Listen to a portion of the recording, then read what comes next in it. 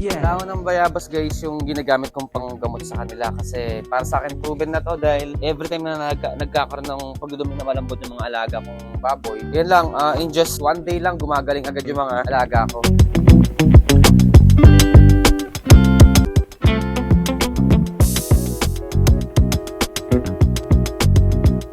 So agad natin na piprevent yung maaaring pagdumi nila ng malambot.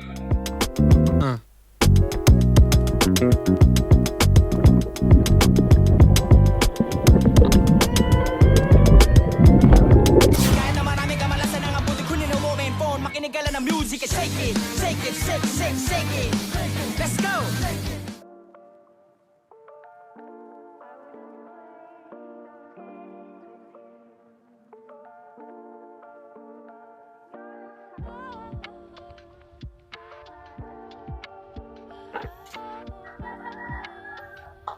Right guys, so mas prepare ko yung dahon ng bayabas. Tapos, malagyan pa natin ng papainumin din natin sila sa ng Apralite para pampagana. Kasi guys, yung dahon ng bayabas guys, antibiotic din. And proven ko na, mas bilis silang gumagaling. Ano lang, 2 days lang, magaling agad yung nila pag ito. Saka 1 day lang eh. Buti na yung mga baboy natin guys, sanay kumain ng wet feeding. So, ito agad ang isasabaw natin sa pagkain nila mamaya. Alright guys, so ngayon ang gagawin natin guys, una nating ilalagay ang yung pinakulong dahon ng bayabas.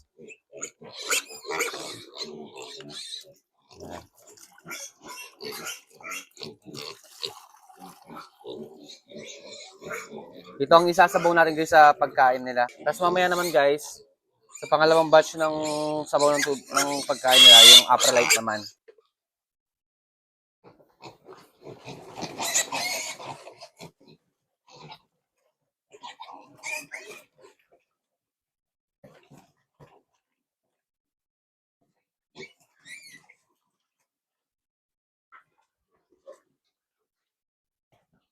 Okay.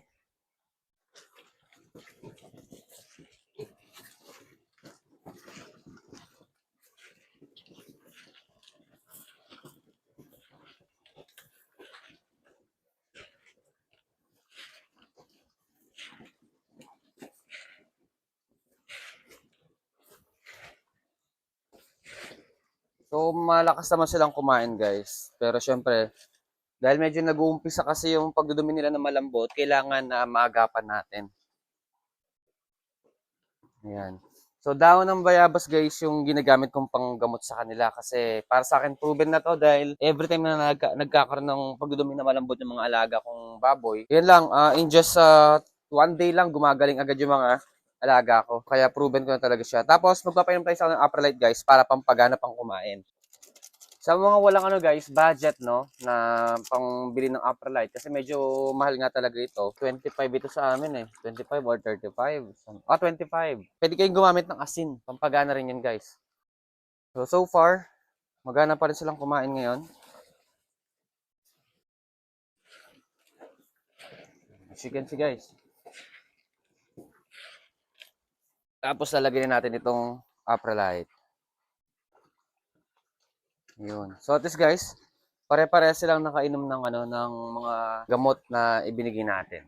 Tsaka pampagana. Dahil buti na lang yung mga alaga natin biik, sanay sa sa wet feeding. Tapos yan guys, hindi ko na muna sila dinamihan ng pakain ngayon. Tama na muna yung dalawang takal. Mamayang tanghali, papainumin natin sila ulit ng ng dahon ng bayabas. So mamayang tanghali guys, papainumin ko sila ulit ng ng dahon ng bayabas. Actually guys, hindi ko talaga sila pinapakain talaga ng ng tanghali dahil nga usually nasa trabaho ako. So ngayon hindi muna ako papasok sa trabaho para matutukan natin itong mga alaga nating biik para maiwasan o ma-prevent natin yung pagdumi na nila ng malambot. Actually, may mga dumudumi na medyo malambot pero at least hindi pa naman yung sobrang talaga, sobrang lambot. So, iano natin, prevention na agad. So yun, mahal chance, hindi muna tayo papasok ngayon sa trabaho kasi kailangan muna natin talagang tutukan itong mga alaga nating biik. Syempre, at di bali na mawalan tayo ng isang sahod sa isang araw. No, wag lang itong mga biik kasi Mas malaki kasi ito compare sa kinikita natin sa daily. Ano? So, yun. Kailangan muna natin talaga silang tutukan ngayon, bantayan, syempre, tapos ibigay yung mga need ng mga alaga nating baboy kasi hindi naman yan sila nagsasalita. So, kailangan talaga natin ma-prevent na magkaroon sila ng matinding or malubhang sakit. Kasi medyo malambot na yung iba, tapos yung iba naman na nag-uumpisa pa lang. So, prevention yun, no? At least, ipiprevent natin. Kasi mas malala kasi guys, pag umabot yung pagdudumi ng mga alaga nating biik sa sobrang lambot, yung talagang as in malabnaw na parang putik na, no? So, yun ang iniiwasan natin. So far, hindi pa naman sila umaabot sa ganung stage. Kaya, maaagapan natin to. Siguro bukas lang, for sure, is, ano na to, magagaling na ito. Kasi, napaka-effective talaga guys ng dahon ng bayabas. So hindi muna ako nagturok sa kanila ng kahit anong gamot. So tinry ko muna sila sa herbal like yan, yung dahon ng pinakuluang dahon ng bayabas. Tapos yun yung Apralite, pampagana sa kanilang kumain. So yun ang muna i-try natin ngayon pag siguro bukas pag hindi pa rin okay at walang pagbabago sa mga dumi nila, doon na tayo mag-i-incheck ng mga gamot para sa mga biik natin. So lahat yan sila tuturukan natin kahit ng iba hindi pa nagdudumi ng malambot is kailangan talaga isturukan. If ever na hindi magbago yung dumi nila. Pero naniniwala ako yan, I'm very very sure, 101% na magiging okay yan mamayang hapon lang. And then, this afternoon, no, or lunchtime, babalik tayo dito para, naman sila, pakainin ulit ng konti, tapos papainumin ulit ng dahon ng bayabas. Konti lang pinakain ko sa kanila ngayon, guys. So, first time nilang kakain ngayon ng tanghali, umaga, tanghali, hapon. Kasi pinapakain ko lang talaga sila guys is twice a day lang talaga dahil nagawa na meron tayong trabaho at pumapasok tayo araw-araw. So yun guys, see you later. Alright guys, mas malaki at mas madami ang ating dadaling ngayon na pinakulang daw ng bayabas. Yan. So maligam-gam na lang siya, hindi na siya ganun kainit. Pwede natin itong dalhin sa farm. And ang oras ngayon ay 2:35 in the afternoon. So, pasyal tayo sa farm ngayon. Tingnan natin yung mga bake natin kung kamusta na yung lagay nila. So, ito yung dinala ko guys. Yan. So, pinakulo ang dahon ng yan. Bayabas. So, let's go guys. Let's go. Yeah.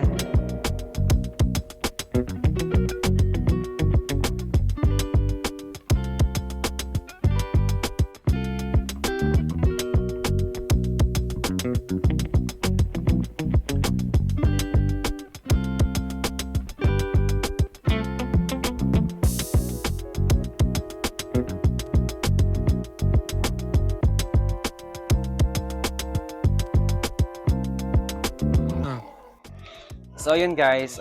Yung pakain ko sa kanila na yun is hindi pa talaga yun yung talagang kain nila. Yan. So, merienda lang yan nila guys, no? Dahil kailangan ko lang silang painumin ng kanilang gamot, which is yung pinakulo ang dahon ng bayabas. So, antibiotic yun sa kanila. So, yun guys, medyo okay na rin kasi yung dumi nila. So, medyo nagbubuo-buo na. So, papakita ko sa inyo ngayon. Look at them. So, malulusog sila guys. Patayimin at saka sila, masigla. No, magganado naman silang kumain. So, ito yung mga dumi nila guys.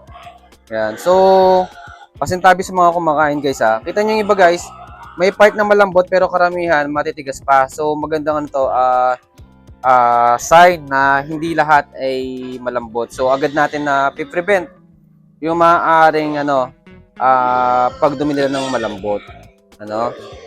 So, hindi ako. At least, kita naman natin ngayon, nagkaroon ng guys, ng improvement sa kanila. Mas sumigla sila ngayon, naging maganang kumain. So, yan ang guys, patunay na okay sila. Nagkakaroon ng improvement guys yung pag-inom ng nila ng Apralite ng umaga at saka ng merong sabaw ng dahon ng bayabas. O, di ba? So, yan guys ang kinaganda. Sabi ko nga diba sa inyo, mabilis talaga ang epekto ng dahon ng bayabas sa mga baboy. At saka isa pa dyan, siya guys, herbal. Tas organic. So yan, ganyan kinaganda. See? Medyo okay yung dumi nila. Kaya guys, ito yung maging basehan natin, no? Yung dumi nila. Lagi natin i-check yan kung healthy ba talaga yung baboy natin o hindi. So, maya-maya guys, ayan, Pakakainin ko na rin yung mga inahin natin. Masyado pa kasing maaga guys actually. Hindi pa talaga oras ng kain nila. So, itong mga bake lang muna talaga ang aking binigyan ng merienda for now. Then mamaya ulit is pakakainin natin sila ulit, no? See, agad nila naubos pati yung sabaw ng dahon ng bayabas. Ubos na ubos. Tingnan nyo. Wala talagang natira guys, as in ubos. Oh, di ba? O mamaya pa ang kain nyo talaga actually. Yan, pati nilagay ko dito, ubos na rin nila, oh. So, tignan nyo, tuyo na agad. Diba? So, mamaya nyan ulit, guys. Siguro, ang gagawin ko nyan, Apralite naman ulit. Or bukas ng umaga, Apralite. Kahit once a day na lang ang Apralite. Actually, pwede ako maglagay ulit mamaya ng dahon ng, bayabas. No? Yung dahon talaga mismo. So, aluhan ko sa pagkain na magpipitas tayo ng dahon ng bayabas naman. At least ngayon, naunahan sila ng, ng sabaw ng bayabas naman. So, that's for today's vlog guys. At nakakatuwa naman dahil laging okay na yung mga alaga nating baboy. So, naging maayos na at naging normal na yung kanilang mga dumi. Ayan. So, ayun guys. I think hanggang dito itong vlog na to. And thank you so much sa lahat ng mga patuloy na sumusuporta sa Mahalta Farming Vlogs. And our good news pala guys, is nakuha na natin yung Google Pin ng Mahalta Farming Vlogs. So, maraming salamat sa walang sawang pagsuporta at pagsubaybay sa mga ina-uploads natin video dito sa Mahalta Farming Vlog. And I think hanggang dito lang to guys. And sa mga bagong hindi pa nakakapag-subscribe, please don't forget to press the subscribe button and click that notification bell para lagi kayong ma-update every time na mag-upload tayo ng mga bagong videos dito sa channel natin. So guys, see you in my next vlog. Bye!